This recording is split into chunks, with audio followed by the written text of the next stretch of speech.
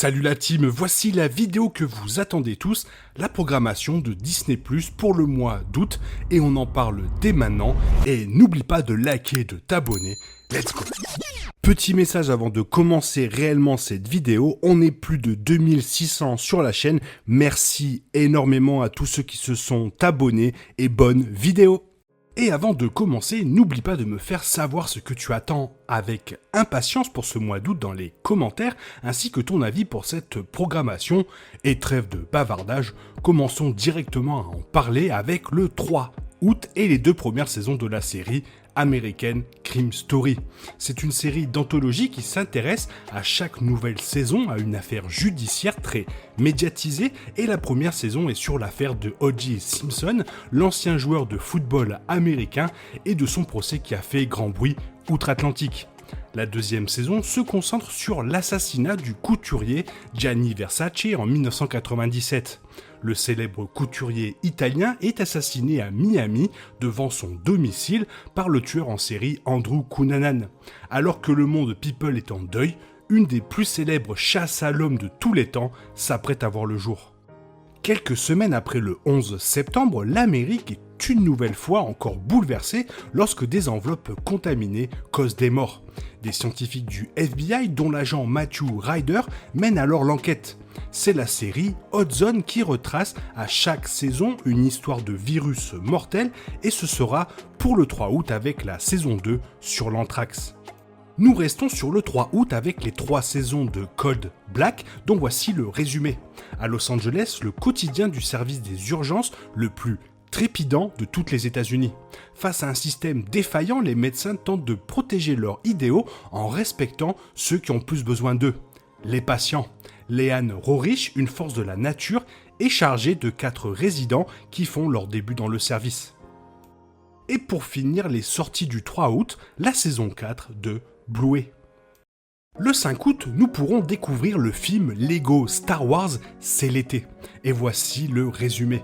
L'action de cet épisode estival se déroule peu de temps après les événements relatés dans Star Wars, l'ascension de Skywalker. En quête d'une pause bien méritée après avoir affronté soldats impériaux et autres chasseurs taille, Finn organise des vacances surprises pour ses amis, Rey, Poe, Rose, Chewbacca, BB-8, R2-D2 et C-3PO. Il se retrouve ainsi à la bord de l'Alcyon, un hôtel intergalactique ultra luxueux. Mais son projet de retrouvailles tourne court lorsqu'un malencontreux événement le contraint à se retrouver séparé du groupe. En cherchant ses camarades, il tombe sur 3 fantômes bien connus, Obi-Wan Kenobi, Anakin Skywalker et Leia Organa, qui lui racontent à tour de rôle des anecdotes sur leurs vacances qui ont mal tourné. Au fil des récits, Finn comprend que ces pauses estivales ne servent pas seulement qu'à s'amuser. Partout, hein, surtout n'oublie pas les épaules. Je suis sensible des épaules. Il y a 3 siècles, sur le territoire des Comanches, nous rencontrons la destinée de la jeune Naru, une farouche et brillante guerrière. Élevée depuis son plus jeune âge dans l'ombre de légendaires chasseurs parcourant les grandes plaines, elle se fait désormais un devoir de protéger sa tribu dès qu'un danger la menace. Elle découvre que la proie qu'elle traque en ce moment n'est autre qu'un prédateur extraterrestre particulièrement évolué, doté d'un arsenal de pointes des plus sophistiqués. Une confrontation aussi perverse que terrifiante s'engage bientôt entre les deux adversaires. C'est le film Prey qui poursuit la franchise Predator avec ce nouveau reboot, et ce sera toujours pour le 5 août. Film culte en approche. Bon, plus pour les vieux. Les 2 films La Boom avec Sophie Marceau, entre autres, et le même jour un autre film avec Sophie Marceau, L'étudiante. Très bon film du duo Olivier Nakache et Éoric Toledano avec Je préfère qu'on reste amis, qui suit Gérard Depardieu et Jean-Paul Rouve.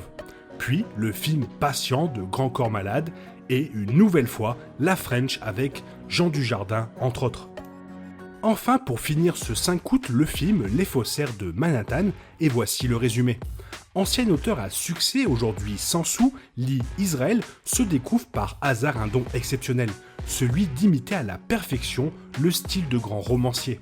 Avec l'aide de son ami Jack, elle monte une arnaque imparable, rédiger de fausses correspondances entre auteurs célèbres que Jack revend à prix d'or aux collectionneurs new-yorkais. Grisés par le succès, les 2 faussaires ne voient pas que le FBI commence à s'intéresser à eux. Ensuite, nous poursuivons sur le 10 août avec l'unique sortie du jour qui est Je s'appelle Groot, une mini-série de 5 épisodes qui suivra un moment de vie de Groot jeune.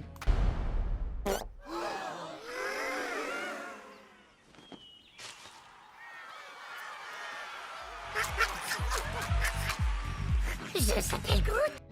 Le 12 août, le très bon film Jojo Rabbit dont voici un résumé. Jojo est un petit Allemand solitaire. Sa vision du monde est mise à l'épreuve quand il découvre que sa mère cache une jeune fille juive dans leur grenier. Avec la seule aide de son ami aussi grotesque qu'imaginaire, Adolf Hitler, Jojo va devoir faire face à son nationalisme aveugle. Taika Waititi avec la double casquette réalisateur et acteur, ça se loupe pas. Le 17 août, les aventures de l'avocate Jennifer Walters, cousine de Bruce Banner, qui hérite de ses pouvoirs et devient She-Hulk, à la suite d'une transfusion sanguine destinée à la sauver après qu'elle se soit faite tirer dessus. C'est bien évidemment la série She-Hulk, et je pense que cette série va avoir pas mal de très bonnes surprises. Abonnez-vous, je vous ferai des vidéos dessus.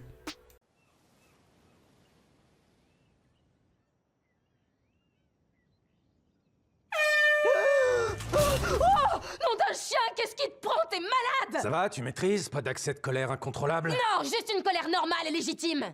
Et il me semble que le mois dernier, il y avait déjà eu cette série, mais là apparemment elle revient, donc une nouvelle fois, la série 9 à 1.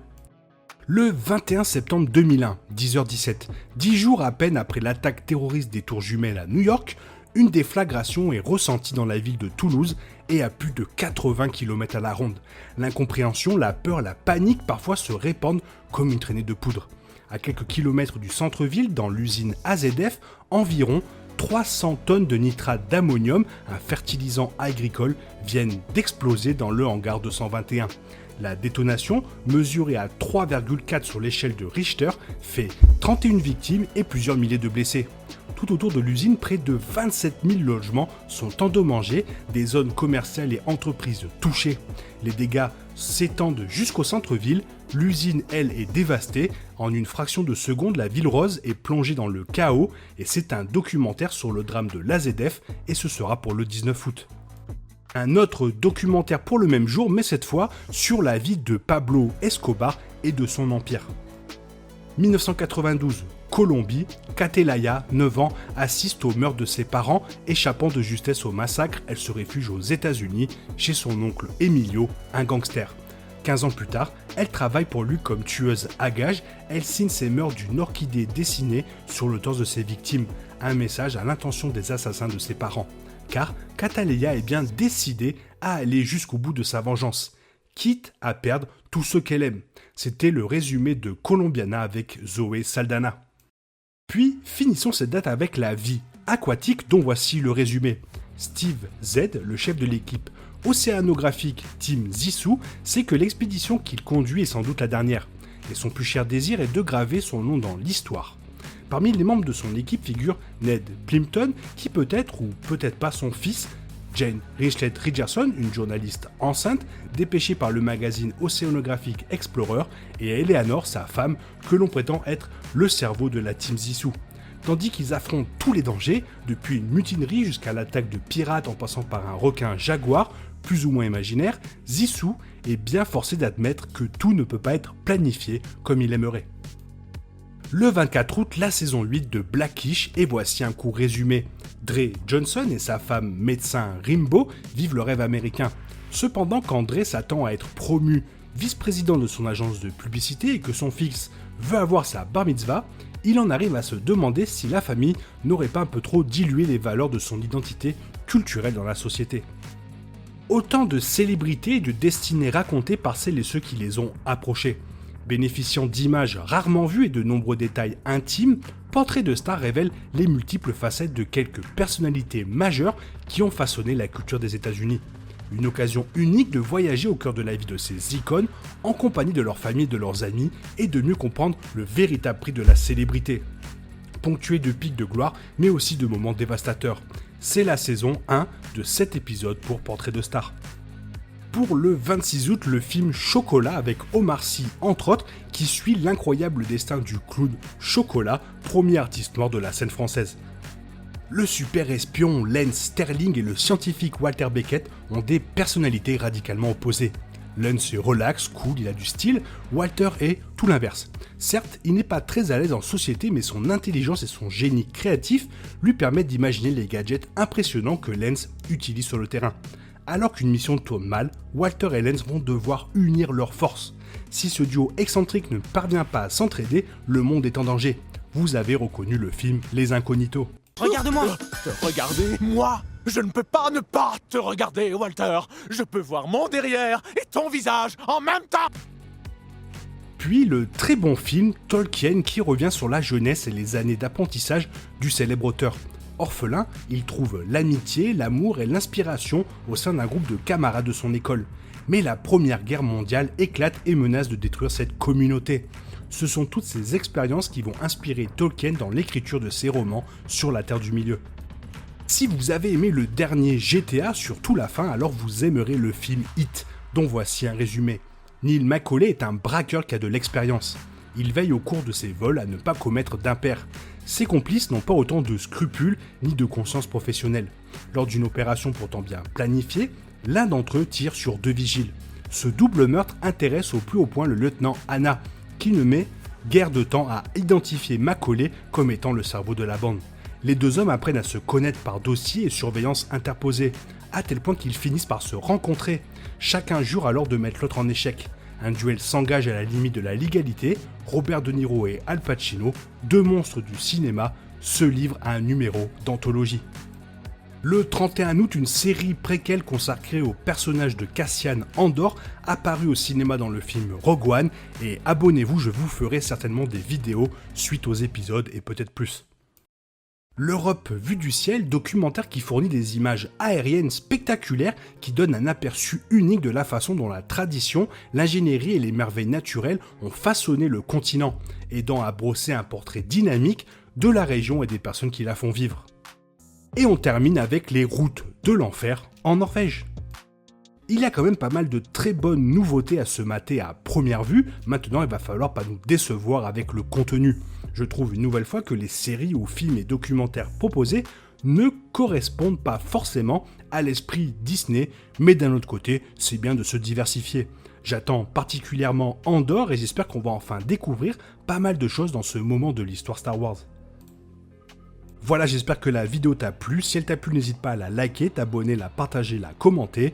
Merci d'avance. Je te souhaite une bonne matinée, après-midi, peut-être une bonne soirée ou un bon week-end. Bisous bisous, hasta la vista.